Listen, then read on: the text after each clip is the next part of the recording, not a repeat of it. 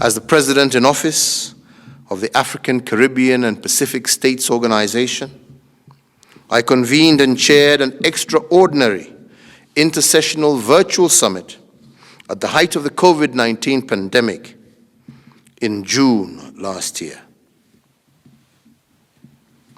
We also made the Nairobi Nguvu ya Pamoja Declaration, calling on the need to transcend the COVID-19 pandemic through global solidarity. I also recently hosted the inaugural African CARICOM Summit, during which we re-established the critical need for peoples of African descent to strengthen our economic and political linkages. It was a historic and proud moment for me personally to be part of the great legacy of the Pan-Africanist agenda globally. What ties these events and others that I have participated in during the last year is the collective conviction that the global system is not working well for all our people and all our regions. The unequal trade and investment patterns, the outflows of illicit finance and inflows of illicit small arms and light weapons, the extraction versus production mentality are all escalating global inequality, fragility, conflict, and violence. Many of the tools at our disposal to deal with these challenges are not living up to their promise. One such core tool is the United Nations Security Council, in which Kenya has been elected an active member since the beginning of this year. In October of 2021, Kenya will assume the presidency of the Security Council. During that period, I will chair several signature events, and these include: 1, how we can make an appreciation for diversity a core aim in promoting state building and pursuit of peace.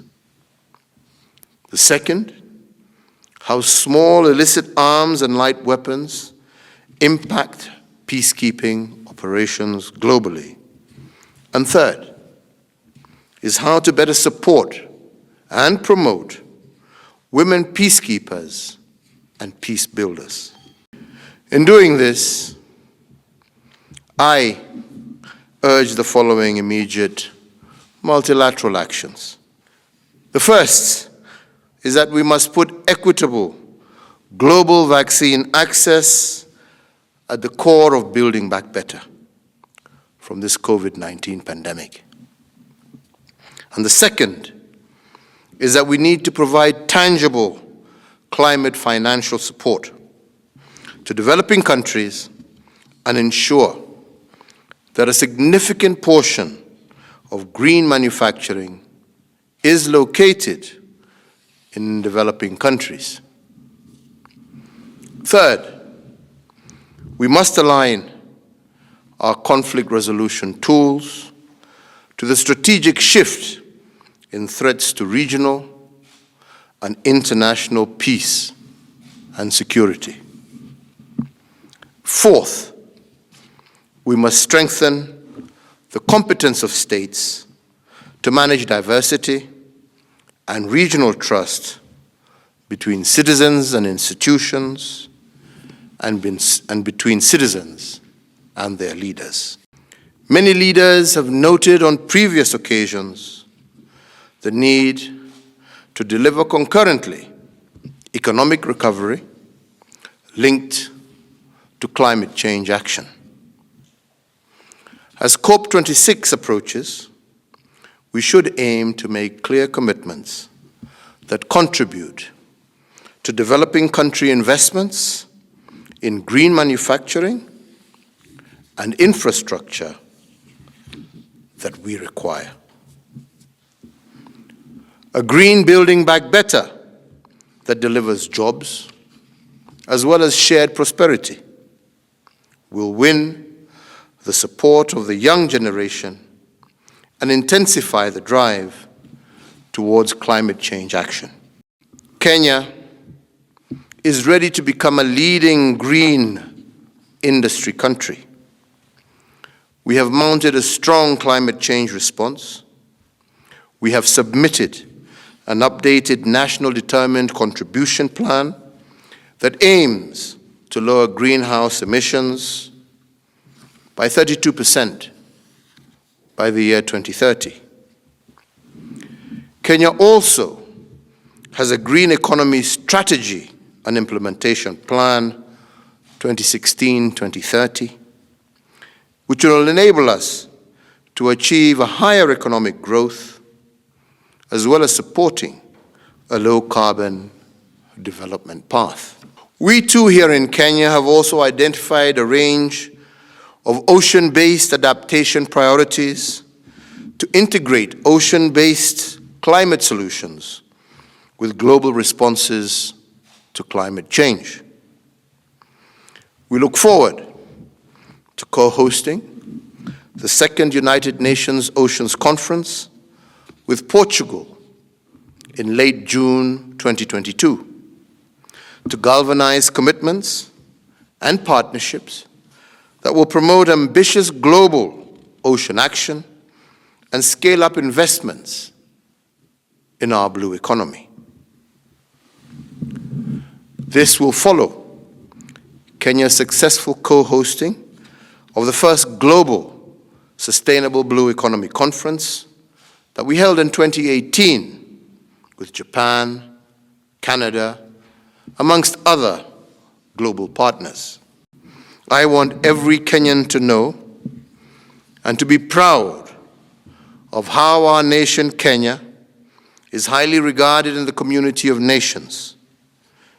Kenyans must never forget the hand of friendship that extended to us on various times by many states seated in this General Assembly, nor what our contribution has been to the international community. And finally, Kenya must never forget those countries that are still struggling against occupation and illegal sanctions that cause suffering and undermine the human rights of people in our world. Now is the time to rebuild. And to rebuild successfully requires a worldwide response in confidence and investment to enable production and consumption to bounce back to pre-pandemic levels. The surest way to build that confidence is by making vaccines available to the world in an equitable and accessible manner. And that, sadly, does not happen to be the case today. The theme of this year's session, Building Resilience Through Hope to Recover from COVID-19, has inspired my address to you today. Indeed, our Secretary General, in his report to our common agenda, observed, and I quote him, "Humanity faces a stark and urgent choice: break down or break through." The world needs to take seriously this warning from the Secretary General. Ladies and gentlemen, in many countries we are witnessing state fragility that leads to protracted crisis. This fragility is driven mainly by inability of countries to manage diversity within nations, thus offering militant and terrorist groups opportunities to create social discontent and control large territories within affected countries. the tools to deal with these crises are not proving adequate. So together, we must work to improve these capabilities.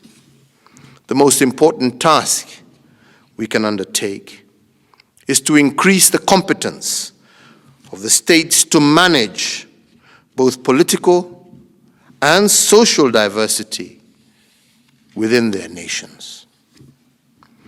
Indeed, countries must do so in a way that strengthens the trust between citizens and public institutions, and citizens and their leaders. I believe that the tough experiences that Kenya has had and our determination to rise above them are a good case study for other states.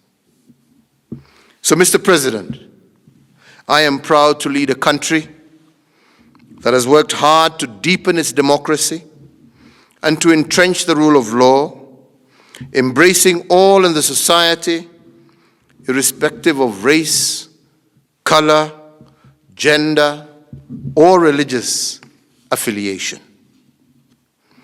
Throughout my tenure as president, I have led a nation that is marching towards the attainment of the greatness that we believe is in us. I am proud to have furthered that ambition by building bridges of unity and inclusion for all. Your Excellency Abdullah Sahid, President of the 76th session of the General Assembly, Your Excellency Antonio Guterres, Secretary General of the United Nations, Excellencies, ladies and gentlemen, let me begin by saying how delighted I am to join you today in this 76th session of the General Assembly. And I want to take this very early opportunity to congratulate you, Mr. President, on your election to preside over the 76th session, and I want to assure you of Kenya's full support during your tenure. As I conclude, we offer our solidarity and commitment as a member state of the United Nations to undertake the journey to build back to recovery and to prosperity, building forward better in a multilateral system that is fair, inclusive, and effective. The asymmetry in the supply of vaccines reflects a multilateral system that is unfortunately in urgent need of repair. At the heart of the global effort to building back better, we must make concerted structural changes that should enable a quantum increase in investment and technology transfers, and this not as charity, but instead driven by enlightened self-interest and solidarity. A fast-developing Africa will offer the entire world the benefit of its demographic dividend of youth and vast investment opportunities.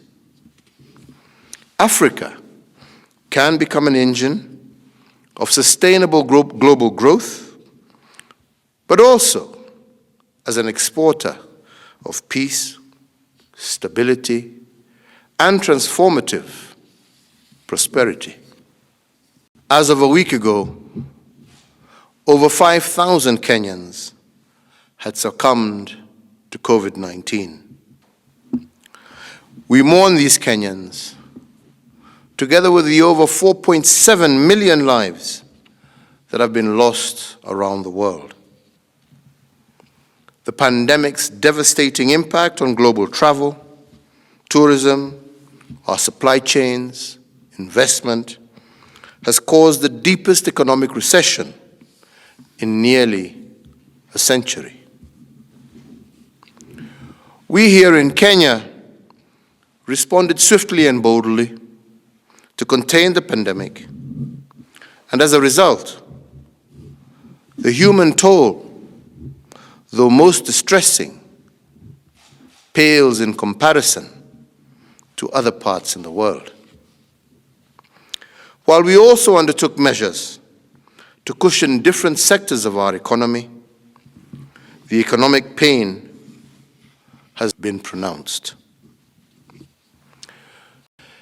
Kenya is blessed with a youthful and indeed well-educated and productive population that has managed to build one of the most vibrant mixed economies on the African continent.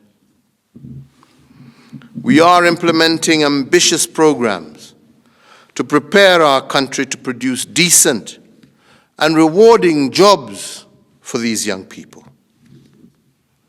Our investments in road, air, and port infrastructure, as well as critical healthcare facilities throughout our country, are the most extensive and ambitious in our history as a nation. We have also delivered a national competency-based curriculum and on universal access to schooling, which will further boost the competitiveness of our workforce. Indeed, I am also simultaneously focusing on the immediate needs of our people.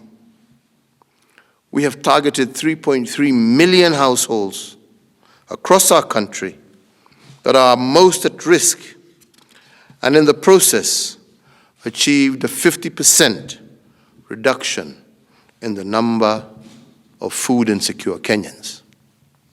By next year, we will have achieved a 27% reduction in malnutrition among children under the age of 5, created 1,000 agro-processing SMEs, and 600,000 new jobs.